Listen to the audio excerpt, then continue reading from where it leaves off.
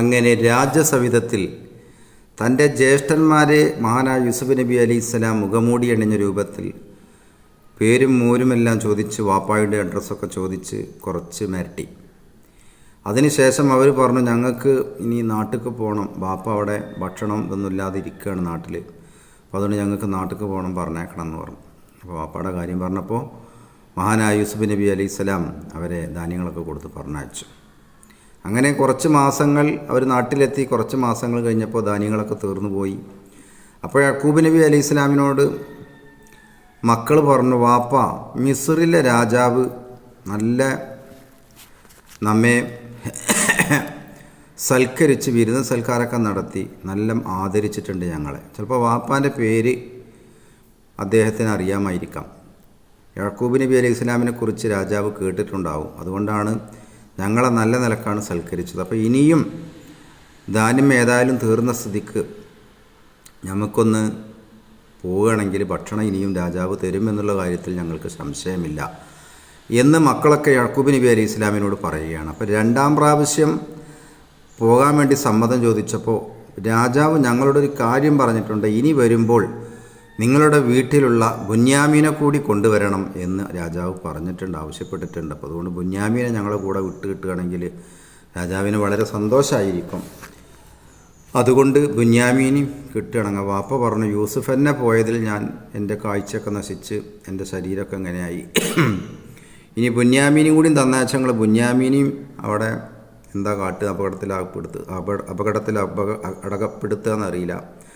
അതുകൊണ്ട് ബുന്യാമീനെ തരാൻ വയ്യാറുണ്ട്. അല്ല വാപ്പ, രാജാവ് പറഞ്ഞോക്കണം ബുന്യാമീനെ കൊണ്ടുവന്നാൽ ഇനി ഭക്ഷണം തരുള്ളൂ എന്ന് രാജാവ് പറഞ്ഞിട്ടുണ്ട് പറഞ്ഞു. ഏതായാലും മഹാനായ യാക്കൂബ് നബി അലൈഹിസ്സലാം എല്ലാം അള്ളാഹുവിൻ്റെ വിധി പോലെ വരും എന്ന് മനസ്സിലാക്കി ബുന്യാമീൻ അവരോടുകൂടെ പറഞ്ഞയച്ചു എന്ന് മാത്രമല്ല, അങ്ങനെ അവർ യാക്കൂബ് മിസ്റിൻ്റെ പട്ടണത്തിലെത്തിയെന്ന് മാത്രമല്ല, മിസ്റിൽ അന്ന് മുമ്പ് സൽക്കരിച്ചതിനേക്കാൾ ഉഷാറായി രാജാവ് മിസ്റിൻ്റെ അധിപനായ യൂസുഫ് നബി അലൈഹിസ്സലാം സൽക്കരിക്കുകയാണ്. അവരെ പ്രത്യേക റൂമിൽ അവരെ സൽക്കരിക്കുന്നു എന്ന് മാത്രമല്ല, പക്ഷേ സൽക്കരിച്ചപ്പോൾ ഈ രണ്ടാൾക്കായിട്ടാണ് മേശട്ടത്. അപ്പോൾ ഒരു മേശമേ രണ്ടാൾ അങ്ങനെ ഇട്ടപ്പോൾ പിന്നെ 11ാമത്തെ ആളുണ്ടല്ലോ ബുന്യാമീൻ, ഇപ്പോൾ രണ്ടാമത് ബുന്യാമീനെ കൊടുക്കുന്നു. അപ്പോൾ ബുന്യാമീൻ ഒറ്റക്കായി. അവർ ഒട്ടും മറ്റവരൊക്കെ പിന്നെ രണ്ടാൾക്കാരായിരുന്നു. അപ്പോൾ ബുന്യാമീൻ ഒറ്റക്ക് വന്നപ്പോൾ ബുന്യാമീൻ്റെ അടുത്ത് ചെന്നിട്ട് രാജാവ് ഇരുന്നു. അന്ന് സുകുമാരൻ എന്താണുമേ എന്നെ വല്ലാതെ സൂക്ഷിച്ച് നോക്കിയിടുന്ന്, അപ്പോതിൽ ബുന്യാമിൻ ചൊല്ലേ മണിമോനെ ആരാണുനക്കുള്ള ബാവായെന്ന്. ഉന്നുന്നു കുട്ടി നാട് ഭരിക്കുന്ന രാജൻ അസീസന്റെ ബാവയാണ്, ഓമന കുഞ്ഞെ പിന്നെന്താണ് കണ്ടപ്പോൾ ചോരാതിളച്ച് മറിഞ്ഞ് പോണ്. അപ്പം രണ്ടാളുകളായി ജ്യേഷ്ഠന്മാരെ ഇരുന്നപ്പോൾ ഒരു ടേബിളുമ്മേ ബുന്യാമി മാത്രമേ ഉള്ളൂ. അപ്പോൾ ബുന്യാമീൻ്റെ അടുത്തേക്ക് യൂസുഫ് നബി അലൈഹി ഇസ്ലാമിൻ്റെ ഒരു മകനെ വിളിച്ച് പറഞ്ഞയച്ചു, നീ പോയി ബുന്യാമിൻ്റെ അടുത്തിരിക്ക് തുണക്ക് വേണ്ടിയിട്ട്. അപ്പോൾ ഈ കുട്ടി ഇങ്ങനെ സൂക്ഷിച്ച് നോക്കുകയാണ് ബുന്യാമീനെ. അപ്പോൾ ബുന്യാമീൻ ചോദിച്ചു, എന്താണ് നിങ്ങൾ എന്നെ വല്ലാതെ സൂക്ഷിച്ച് നോക്കണത്? നിങ്ങളുടെ ബാവ ആരാണ്, നിങ്ങളെ ബാപ്പ ആരാണ് എന്ന് കുട്ടിനോട് ചോദിച്ചു. അപ്പോൾ എന്നെ മൊളിക്കന്ന് കുട്ടിയെ വിടന്നും ഓടി പിതാവിൻ്റെ അടുത്ത് വന്നേ, ഈന്തെ വിവരങ്ങൾ ബിന്ദുടൻ പാരൻ്റെ മുത്ത് മകനെ എന്നൊത്ത്. പിന്നെ മന്നൻ്റെ അരുളാല നൂണുകൾ കൊണ്ടൊന്ന് ഇരുവർക്കായിട്ടൊരു മായുധത്ത് വന്നിരി പേരായിരുന്നവർ തിന്നാൻ തുടങ്ങിയതിൽ ബുന്യാമീൻ തനിത്ത്. അങ്ങനെ ഒരു സംഭവം ഉണ്ടായി. അതായത് ബുന്യാമീന് അവൻ്റെ ഈ നാട് ഭരിക്കുന്ന രാജാവാണ് എൻ്റെ വാപ്പ എന്ന് കുട്ടി പറഞ്ഞു. ഏതായാലും ഇനി തിന്നാനിരിക്കുമ്പോൾ പിന്നെ ഒറ്റക്കന്നെ ഇരുത്താൻ വേണ്ടി പറഞ്ഞു. അങ്ങനെ വന്നീരി പേരായിരുന്നവൻ തിന്നാൻ തുടങ്ങിയതിൽ ബുന്യാമീൻ തനിത്ത് തന്നെ ഇരുന്നവർ വിങ്ങിക്കരഞ്ഞെൻ്റെ അണ്ണൻ യൂസുഫ് ഇന്ന് ഈ ഉലകം തന്നിൽ ഹയാത്തെങ്കിൽ റബ്ബി എനിക്ക് വരൂരായിരുന്നല്ലോ ഇന്ദുരിതം. ഉന്നീ പോലെ മുഷിത്തിരിക്കുമ്പോതിൽ വന്ന രശൻ ബുന്യാമീൻ്റെ ഇടത്തിൽ ഒട്ടും മുഷിക്കണ്ട നമ്മൾ ഇരുവരും തിന്നാനിരിക്കായുമായുധത്തിൽ. അങ്ങനെ രണ്ടാമത്തെ പ്രാവശ്യം സുപ്രൊരുക്കിയപ്പോൾ ബുന്യാമീൻ്റെ ഒറ്റയ്ക്ക് ഇരുന്നു. ബുന്യാമീൻ്റെ മേശമ്മ ഇരുന്നിട്ട് ഇങ്ങനെ ചിന്തിച്ചിരിക്കുകയാണ്. പടച്ചോനെ എന്താ അപ്പോൾ ഞാൻ ഒറ്റക്കാണല്ലോ ഇപ്പോൾ ഇതുമ്പോൾ തനിച്ചിരിക്കുന്നത്, ബാക്കിയുള്ളവരൊക്കെ ഈ രണ്ടാളായി അപ്പുറത്തിരിക്കുന്നുണ്ട്, ഞാൻ ഒറ്റക്ക് പെട്ടല്ലോ ഇവിടെ. എൻ്റെ അണ്ണൻ യൂസുഫ് ഉണ്ടായിരുന്നെങ്കിൽ ഈ ഗതി എനിക്ക് വരൂലായിരുന്നല്ലോ എന്ന് പറഞ്ഞുകൊണ്ട് മനസ്സിലിങ്ങനെ വിചാരിച്ച് കരഞ്ഞുകൊണ്ടിരിക്കുകയാണ്. ആ സമയത്താണ് ഒട്ടും മുഷിക്കണ്ട നമ്മൾ ഇരുവരും തിന്നാനിരിക്കായുമായുധത്തിൽ ചെന്നിരുന്നങ്ങിനെ ബുന്യാമിൻ തങ്ങളോ ഡൊന്നിത്ത് തിന്ന് പരിതാപമാൽ തിണ്ടവർ പിന്നെയും രണ്ടാളും ഒന്നിത്ത് രാവിൽ ത്വാമുകൾ മുൻവിധമാൽ നന്നേ സുഖത്തിൽ ഇരുവർകൾ ചെന്ന് ഓരോരോ റൂമിൽ വസിപ്പീനിരവിൽ നിന്നേ നാഥൻ വിധിക്കൂടൻ എല്ലാവരും ചെന്ന് കിടന്ന് ബുന്യാമീൻ തനിച്ചിരുന്നേ. ചെണ്ടുടൻ ഭൂപാലൻ അന്നും ബുന്യാമീൻ്റെ ഇടത്തിൽ അലിവോടെ ഇരുന്നടുത്ത്. അങ്ങനെ ഭക്ഷണമൊക്കെ കഴിഞ്ഞതിന് ശേഷം ഓരോരുത്തർക്കും ഓരോ റൂംസ് തരപ്പെടുത്തി കൊടുത്തു. അങ്ങനെ റൂമിൽ ഓരോ രണ്ടാളായി കടന്നു. അവിടെയും ബുന്യാമീൻ തനിച്ചു എന്ന് മാത്രമല്ല, ചെന്തൂടൻ ഭൂപാലൻ അന്നും ബുന്യാമീൻ്റെ ഇടത്തിൽ അലിവോട്ടിരുന്നടുത്ത്. ചിന്തി മുഷിക്കണ്ട നമ്മൾ ഇരുവർക്കും ഇന്ന് വസിക്കായി റൂമകത്ത്. ബുന്യാമീനോട് പറഞ്ഞു, കരയണ്ട, ഞാൻ നിങ്ങൾക്ക് തുണുണ്ട് റൂമിൽ, നിങ്ങൾ ഒറ്റക്കാണെങ്കിൽ ഞാൻ രാജാവായ ഞാൻ നിങ്ങൾക്ക് തുണുണ്ട് എന്ന് പറഞ്ഞു. അതുകൊണ്ട് നിങ്ങൾ പേടിക്കണ്ട, ഇനി നമുക്ക് റൂമിൽ നമുക്ക് രണ്ടാക്കും കൂടാന്ന് പറഞ്ഞു. എന്നും വിരുത്തി ഇരുവരും വന്നോരലങ്കാര റൂമിൽ കടന്നിരുന്ന് ഏറ്റം മഹബത്തിൽ രാജൻ വിരുത്തി നിൻ്റെ ഏട്ടൻ ഞാനാവട്ടെ മുത്തേ ഇന്ന്. രാജാവ് പറഞ്ഞു, എൻ്റെ കാണാതായ ആ ജ്യേഷ്ഠൻ ഞാനായിക്കോട്ടെ, ഞാനാകട്ടെ എന്ന് എനക്ക് തുണയായിട്ട് ഞാനായിക്കോട്ടെ, എന്നെ ജ്യേഷ്ഠൻ്റെ പോലെയാണ് കരുതിക്കോ എന്ന് പറഞ്ഞു.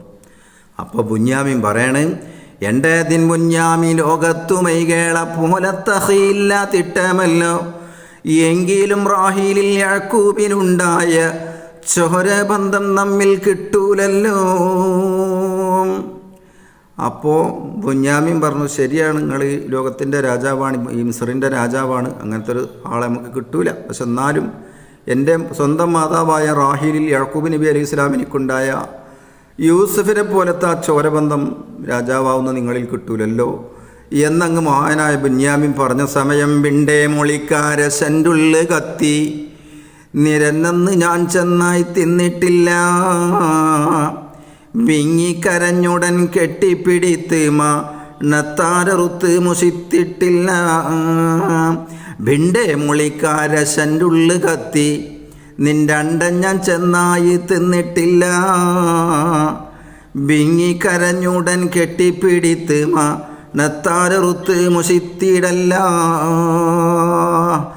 ഇതങ്ങോട്ട് പറഞ്ഞപ്പോൾ റാഹീലിലുണ്ടായ യാക്കൂബ് നബി അലൈഹി ഇസ്ലാമിൻ്റെ എൻ്റെ ജ്യേഷ്ഠനായ യൂസുഫിൻ്റെ ആ ചോരബന്ധം എന്നാലും നമ്മളിൽ കിട്ടൂലല്ലോ എന്ന് രാജാവിനോടാണ് പറഞ്ഞപ്പോൾ രാജാവിൻ്റെ മനസ്സ് ഉള്ളങ്ങോട്ട് കത്തിയെന്ന് മാത്രമല്ല, ഉടനെ തന്നെ മഹാനായ യൂസുഫ് നബി അലൈഹി സ്വലാം കെട്ടിയാണ് പിടിച്ച് ബുന്യാമീനോട് പറഞ്ഞു, ഞാൻ നിൻ്റെ അണ്ണനായ യൂസുഫ് തന്നെയാണ്, റാഹീലിൻ്റെ പുത്രനായ യൂസുഫ് തന്നെയാണ്, ജ്യേഷ്ഠനാണ്, എന്നെ ചെന്നായ തിന്നിട്ടില്ല എന്ന് പറഞ്ഞുകൊണ്ട് പൊട്ടിക്കരഞ്ഞ് രണ്ടാളും ആ രംഗം കവി എങ്ങനെയാണ് വിവരിക്കുന്നത്? മുത്ത് നബിയാരിൽ ബുന്യാമീൻ കണ്ടേ മോനെ കൊണ്ടുണ്ടായ ഹലത്തൈവിൻ്റെ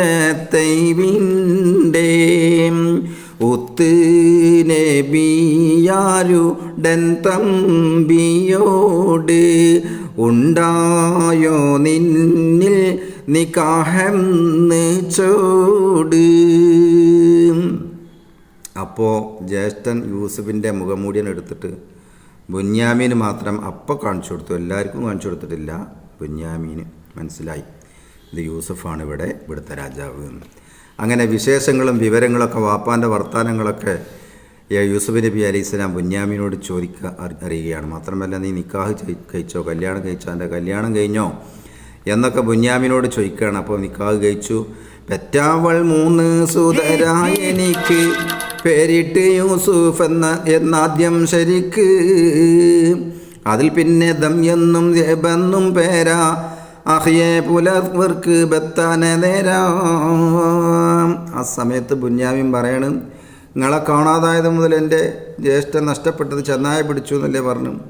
അപ്പോൾ അതുകൊണ്ട് എൻ്റെ 3 കുട്ടികൾ എനിക്കുണ്ടായി. അതായത് ബുന്യാമിൻ പറയണക്ക് ഞാൻ കല്യാണം കഴിച്ച് 3 കുട്ടികളുണ്ടായി. ഒരു കുട്ടിക്ക് പേരിട്ടു യൂസുഫ് എന്ന് പേരിട്ടു, നിങ്ങൾ ഓർമ്മ നിൽക്കാൻ വേണ്ടിയിട്ട്.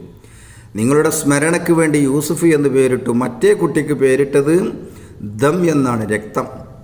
അതായത് ചെന്നായ പിടിച്ചു എന്നല്ലേ പറഞ്ഞു. പിന്നെ ദേബ്, ഇങ്ങനെ 2 പേരിട്ടു എന്നാണ് മഹാനായ ബുന്യാമിൻ യൂസുഫ് നബി അലൈഹി ഇസ്ലാമിനോട് പറയുകയാണ്. അങ്ങനെ അതിൽ പിന്നെ ദം എന്നും ദേബെന്നും പേരാ, അഹിയെ പുസൽവർക്ക് ബത്താനെ നേരാ, മതകർ സബബന്ത് ഇപ്പേരീനെന്ന് ബഹുമാന തമ്പിയിൽ ചോദിച്ചതിന്, മിതമാനരെ ജദ്ദയിൽ കാണും തമ്മാൽ ചട്ടയിൽ കാണും തമ്മാൽ വനമിന്ന് ദേബ് ഭുജിത്തന്നെ ഓർമ്മ.